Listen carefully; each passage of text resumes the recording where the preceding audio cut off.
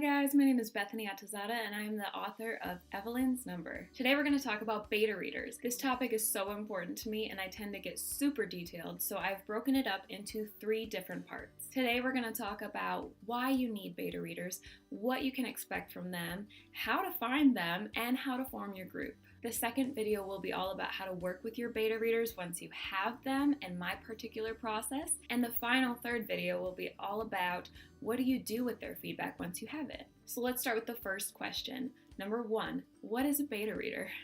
Long story short, it's just someone who's reading your book before it's published. It's just a writerly way of saying that you're forming a test group, as in you're testing your book on an actual audience. The only requirement for your beta readers is that they are readers. That's it. You're trying to figure out real-life reactions to your book, so they should be people in your target audience, but they should also be people who wouldn't necessarily be the first to pick up your book, because you want those people to read your book too, right? The main character in my book, Evelyn's Number, is a teenage girl, so I definitely wanted to have teenage girls as beta readers, but I actually had a wide range of ages and both men and women reading. Because they came into it with so many different backgrounds, they all caught completely different things. One other qualification to consider is if they actually like your genre, because if they don't, that's going to color all their feedback. Number 2, why do I need beta readers? I can give you 3 good reasons.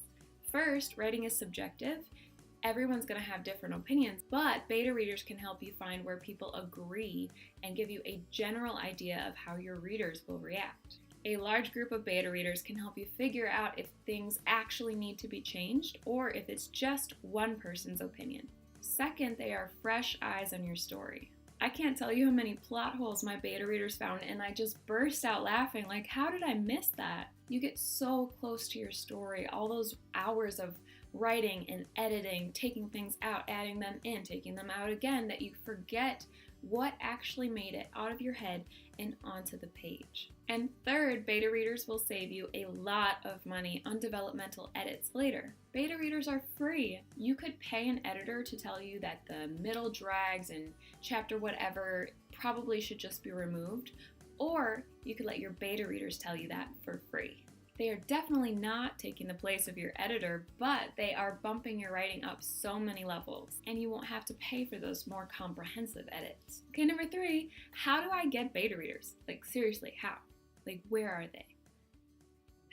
That's how I felt when I started looking for beta readers. I was so lost. It's actually a lot easier than you think. Like I said earlier, a beta reader can be anyone. So the best place to start is actually with the people you already know. Use your social media, your Facebook, your Twitter, your Instagram. If you have a blog, you can use that to ask for beta readers. You can also ask your family and close friends who like reading. Don't forget, it is important that they actually like reading. You don't want a beta who says your book is boring because they think all books are boring. That's not helpful. Friends and family who can be honest with you make great beta readers, but it's also good to have some people you don't know as well, or even strangers. After reaching out to your friend groups, you can also try the Facebook beta reader groups. You can also join Goodreads, where they have a bunch of different forums specifically for beta readers. You could even Google beta readers and find people who are advertising. Although I would say stay clear of people who are trying to get you to pay for it, because you can find people for free. But before you start asking, let's talk about number 4. How do I ask for beta readers? The number 1 rule here is to be very, very, very, very, very clear. Say that somebody thinks they're signing up for a short story, and then you send them a Lord of the Rings trilogy size book. What are they gonna do? They're gonna drop out. Say you reference a romance in your story and all the girls are like, ooh, sign me up, and then it turns out that everyone dies. What? Not only will they drop out, but they're gonna be pissed. So be clear. Here's a list of things that I've found are extremely important to be upfront about. Your genre, your word count or size of the book, since word count doesn't mean a lot to most people. You can also use another book as a comparison, like Evelyn's Number is about the size of The Hunger Games. Your time frame. When do you want to start? And how long are you expecting it to go? Your deadline. When do you need it back by? And do you need it back in pieces or as a whole? Which leads to the next one.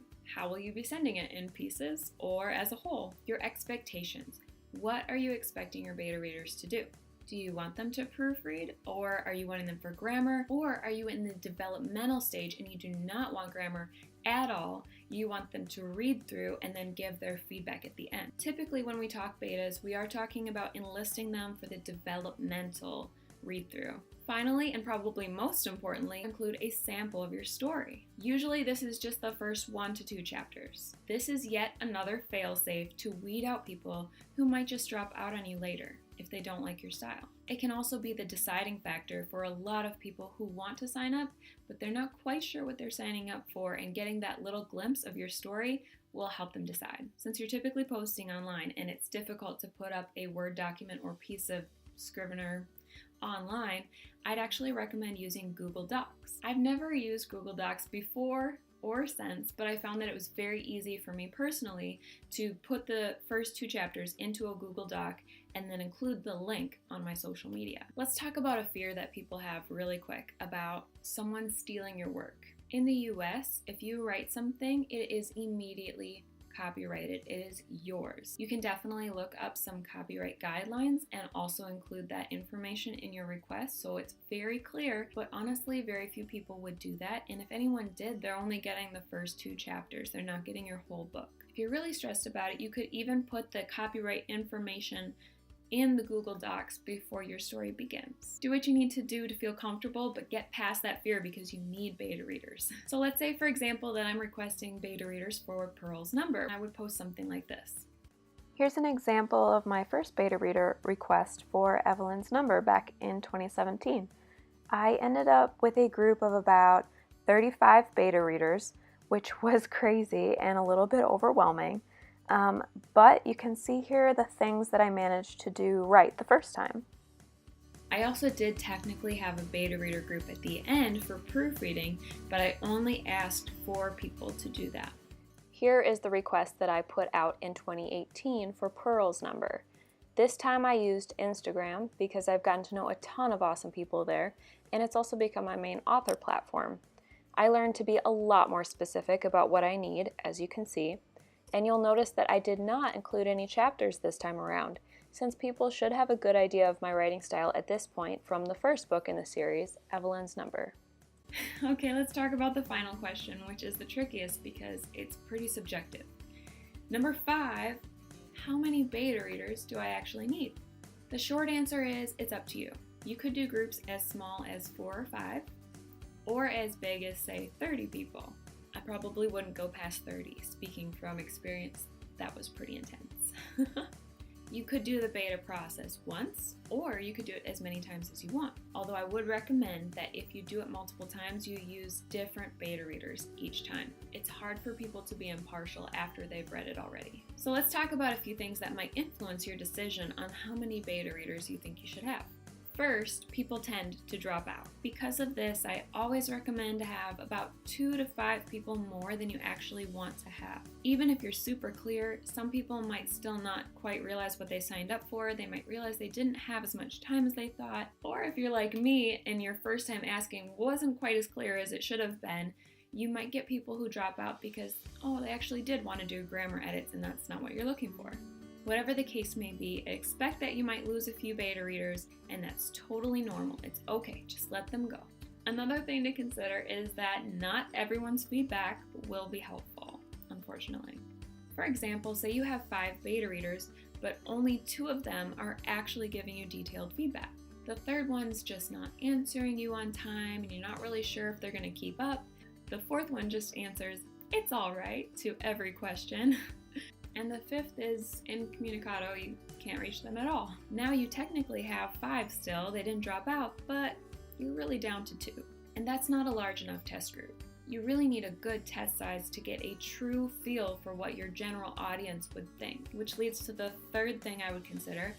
Tests work better on larger groups of people. If your goal is to have a test audience, and it should be, then the larger the better, right? Logically, the more people you add, the more sure you can be that when there is a general consensus, that's the majority of what your readers are going to think. In the same way, the more people there are, the more freedom you will have to look at an outlier's opinion and say to yourself, okay, I know they feel that way, but these other 20 people don't, so I think it's okay. And that leads to the 4th thing to consider, which is be very careful of opinion overload. Too many people's opinions can be very overwhelming, and can paralyze you if there's just too many voices going on and you don't know who to listen to. Which is why, at least for me, I'd say I probably would never want to go past like 25-ish. My personal favorite beta reader number is about 10 to 20. If I'm aiming for 15, I might ask 20 to 25 people. I'm going to add number 6, which is a question I've gotten a few times now and realize it should be part of this video. The question is this: when do I ask for beta readers? How do I know when my story is ready? My answer to that is when it is as done as possible, because there's no point in asking someone else to do something you could do yourself. If you see places to fix, then fix them before you send it to your betas. Otherwise, they're just going to tell you what you already know. That is a huge waste of your time and theirs. Not to mention, betas really appreciate if they don't have to struggle through an unpolished story. It doesn't have to be perfect. At some point, you do have to just let it go and get someone else's opinion. But the more fixed up, the better. Wow, I told you guys this would be detailed, and we still have 2 more videos. Make sure to subscribe and ring that bell below so that you can be notified when the next video comes out on how to work with your beta readers and my personal process, as well as what the heck do you do with your beta's feedback once you have it. If you like this video, make sure to give it a thumbs up, and if you think of more places that you can find beta readers or anything I forgot about the initial process, make sure to leave a comment below.